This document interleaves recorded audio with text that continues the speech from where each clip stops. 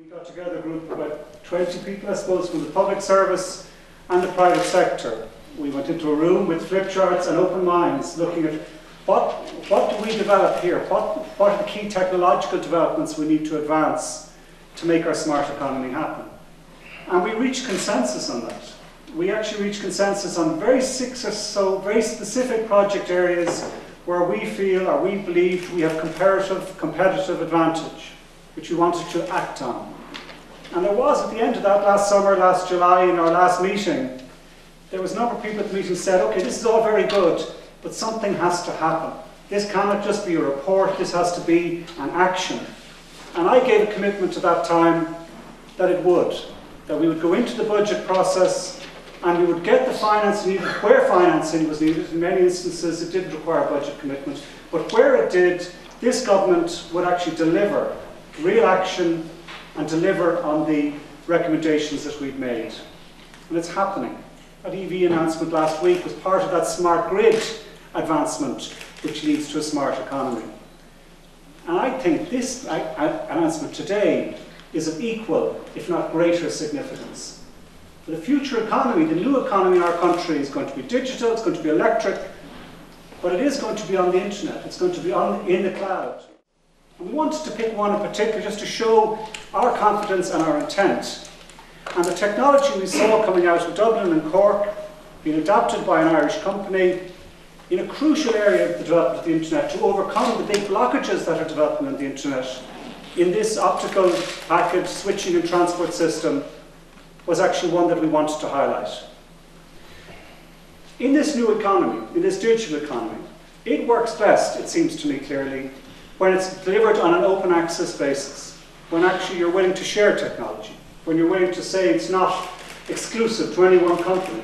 And that's what we're doing. The government is investing in this Irish technology developed by Irish people, and we're opening it up to the world.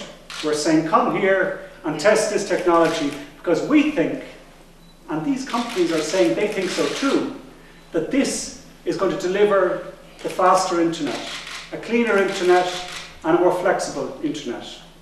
This fibre optic system, and Tim can give some details on exactly how it works, is actually, I think, groundbreaking in how the internet is going to work. And it's going to be developed here first. Firstly, in the announcement we have here today, the government investing in Exemplar Network, which is providing on an open access basis. So companies, we looked over, or you looked over the world, where do we make the actual equipment? It's made in Cork, electronics. Okay, so it's devised by Irish people, made by Irish people, but for use and application across the world. We're providing it on an open access basis to allow companies to come in. We've had a huge response. About 30 companies saying, yes, we actually think this is real disruptive technology, we want to try it out. All the companies aren't even listed here. There are 2 or 3 other major international companies who are at the point of signing, which I believe will be signed within the coming months. So we've had a huge response to that decision we made last July and which we're now acting on. This equipment is now going to be made. It'll be up and running in July. And where we see this evolving is in 2011 then, having tested it in our Exemplar network, we take the network out to this city and to this country. We use the expertise of the like of the HEA-net, the Higher Education Authority net, which I have seen has been an excellent deliverer of high-speed broadband services to our education system. We bring it out onto that type of network. We look for the opportunities of connecting the Irish Financial Services Centre to the rest of the world, 1 millisecond quicker than anywhere else. So quicker communications is what we are providing. That 1 millisecond is estimated could save you billions in financial markets. So to bring financial markets here.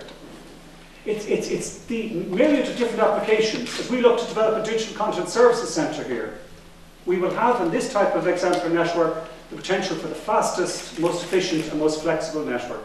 And that's why we're investing in it.